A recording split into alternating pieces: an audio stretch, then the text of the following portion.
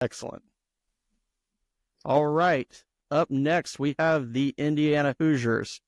The Indiana Hoosiers arguably had the best season in the history of their program. But is that good enough to get them an A grade? What do you think, bro? I think you can throw out the word arguably. This was definitely their best season in their history. They have been the losingest team in all of college football. Well, in the major conferences, at least. Yeah, I don't care about the others. But yeah, I mean, great season for them. Just considering where they usually are. I mean, it seems like the past 5-10 years, they've been bordering on getting some big wins.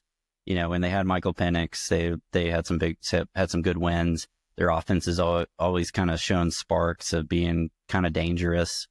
But this year, they put it together, had help with a very, very winnable schedule. But right.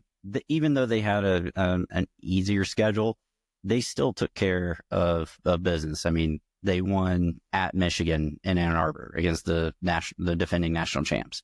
Right. That's a huge win. I don't care who you are. You know, right. I mean, keeping in mind, they had a very easy schedule last year too, and they went 3-9. This year they went 11-1. You can't ask for anything more, really, from the regular season than what Indiana did under Curt Cignetti in his first year. Coming over from James Madison, where he was super successful, he came over, he brought some transfers over from that program, and brought them the confidence they needed. Curt Cignetti is the ultimate confidence guy, sometimes to a fault, but they had, like you said, probably the best year in their school's history. They were only expected to win about 5.5 games, and Indiana, coming into the season, had never won more than 9 games in a season ever. They had the spotlight that they had been yearning for. They got to host College Game Day, and they defeated Washington in that game. They had the number 2 scoring offense in the country and the number 6 scoring defense. The rushing defense was statistically the best in the country, and they had 118 total tackles from Aiden Fisher leading that defense. And Curtis Rourke was solid at quarterback, 29 touchdowns, only 5 interceptions. Just an amazing season for the Hoosiers. I mean, Bloomington.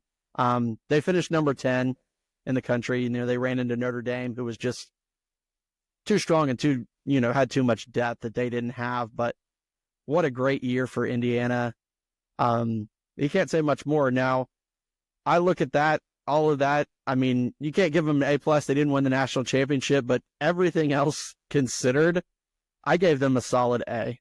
I think this might be my highest graded team across the entire country because of what their past was and what this season was, making the playoffs. Just a great year for Indiana. Absolutely. I 100% agree.